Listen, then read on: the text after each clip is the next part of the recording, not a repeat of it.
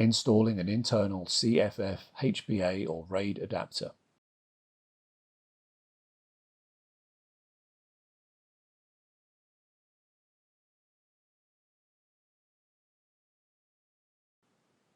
Align the notches on the tray with the pins on the chassis, insert the CFF RAID or HBA adapter and lower it into the chassis. Connect the cables to the adapter.